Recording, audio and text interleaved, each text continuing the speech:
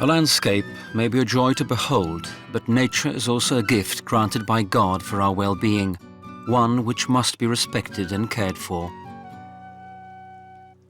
A person is often seen as just another individual who inhabits the planet, but they too are our neighbors with similar needs, difficulties, and with the same rights as we. They too are God's children, and so too are our siblings.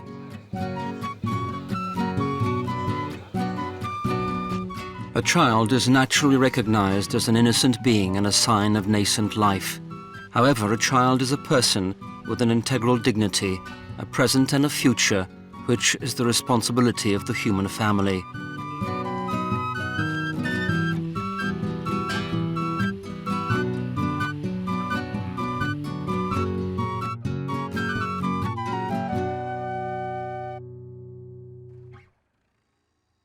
A sick person may engender a sense of compassion and even fear.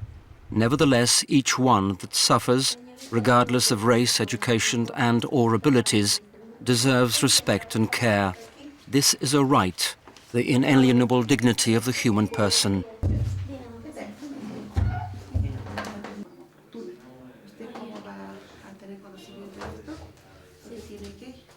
Disease such as HIV/AIDS are an example of how much we need to emphasize the unconditional love that Jesus Christ testified on the cross. The Catholic Church teaches this supernatural vision, the knowledge that every human being is someone uniquely loved by God. No es necesario mencionar los millones de seres humanos que tienen esta enfermedad. We need not mention the millions of human beings, especially children, who are suffering from this disease around the world. Unlike Europe, unfortunately, many governments are not sufficiently responsible to consider health a priority. There are many political, economic and social interests which create this situation. Hay muchos intereses políticos, económicos, sociales.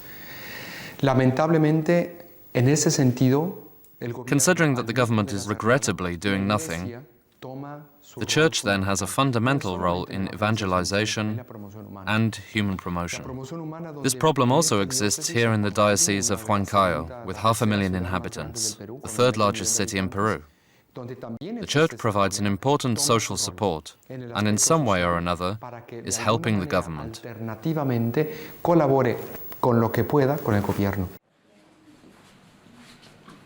Let me see. Gabrielita. Gabby. Hello, Gabby. What's happened to Gabriela? She's had a temperature since this morning, Doctor. Marleny Chávez, a Catholic layperson, is a healthcare nurse serving in the Archdiocese of Huancayo. She has wanted to serve the sick since she was very young and has increasingly devoted her time to helping the ill. Her service is intended as a gift, not only professionally, but also spiritually.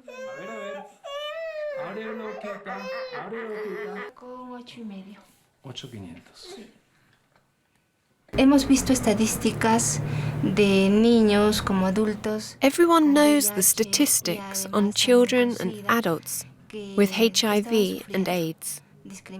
They are suffering and feel marginalized.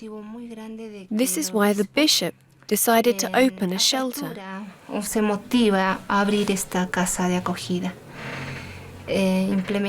When he looked for resources, Catholics throughout Huancayo, from state to private institutions, responded. Everybody helped to build the shelter. The shelter for children with AIDS was the initiative of Monsignor José Paulino, the predecessor of Monsignor Pedro Barreto, the present Archbishop of Huancayo. Notwithstanding a number of limitations, the Catholic Church unexpectedly found itself at the forefront of care for those innocent children dying of this disease, and so the shelter of San Juan Diego was born.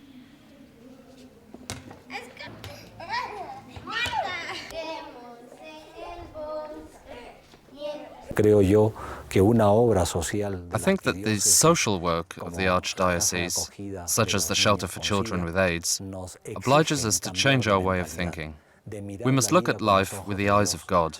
We must feel in our hearts what Jesus Christ feels today and create a society with values, a society which seeks justice and peace, ensuring a pure, untouchable, fraternal life before the eyes of God and the eyes of humanity. These children could not go on dying when it was possible to prevent.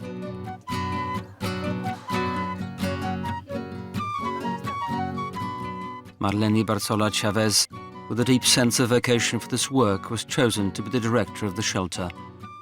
The position, however, is not one of privilege. It implies assuming the role of a Samaritan and many times the role of a beggar to get what is necessary to assist the sick. No sabíamos qué hacer con ellos. Here in Huancayo, we didn't know what to do with children or what to do to lengthen their lives, because normally they received medical treatment in Lima, not here. Without proper feeding or necessary care, they quickly fall ill. Facing this reality, parents stop fighting, and they let themselves be driven by the idea of death. They think it is senseless to spend money for such expensive medicine and prefer to allow their children to die. Thanks be to God, after a difficult struggle, knocking at doors, and often begging in one way or another, we have managed to get what we have today. It is possible for these children to start a treatment with retroviral drugs. At present, we have 3 children who are in treatment, and they are responding well. We also have another 6 children who are in the testing phase.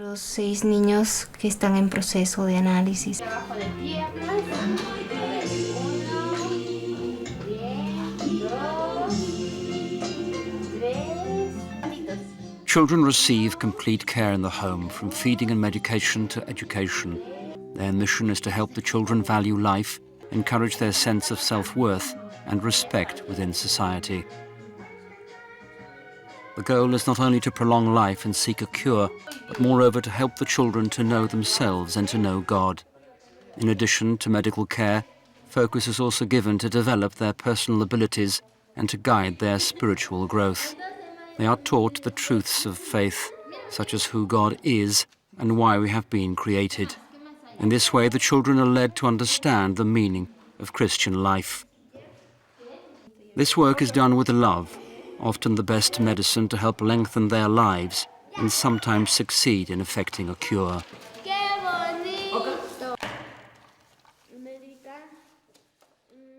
Y nuestra meta a veces es ver también por las madres. We also aim at taking care of their mothers. This disease is increasing here in Huancayo. We can see it in the statistics. Their mothers come from Lima, from the jungle, and they hide in secret places. They just wait for death because they think nobody will help them. They need money to have a blood test or to go to hospital, and sometimes they do not even have the money to travel.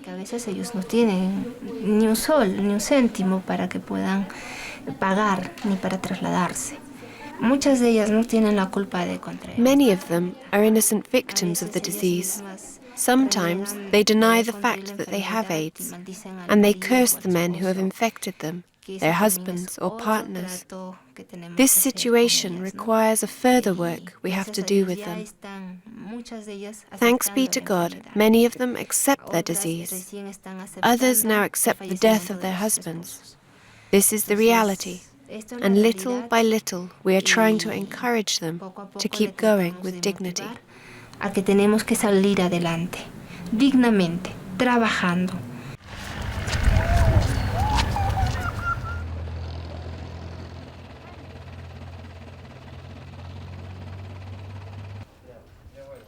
Work is not only done inside the shelter. Marleny and the other laypersons involved go around the city, visiting hospitals and homes to find those infected and to help them.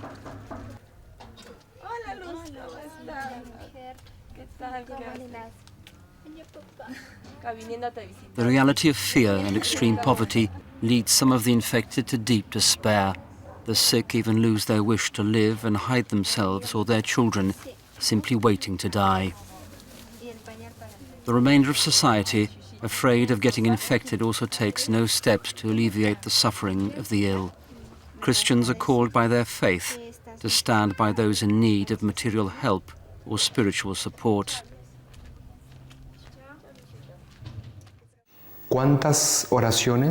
Our benefactors, more than 1 million people from 18 different countries, pray for these children who are suffering and crying.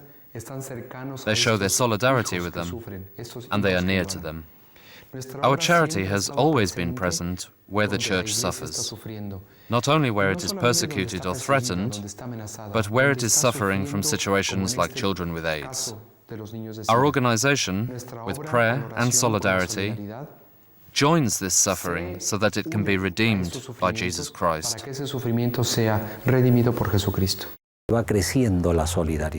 Solidarity is increasing, not only at an international level, but also here in our town. The work of the shelter is the greatest example of the providence of God.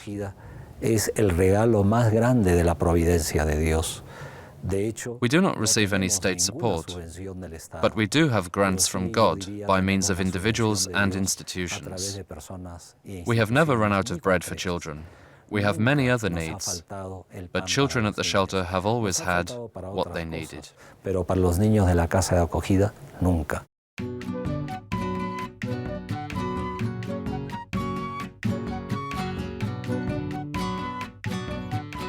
Every human being has a unique and intrinsic value.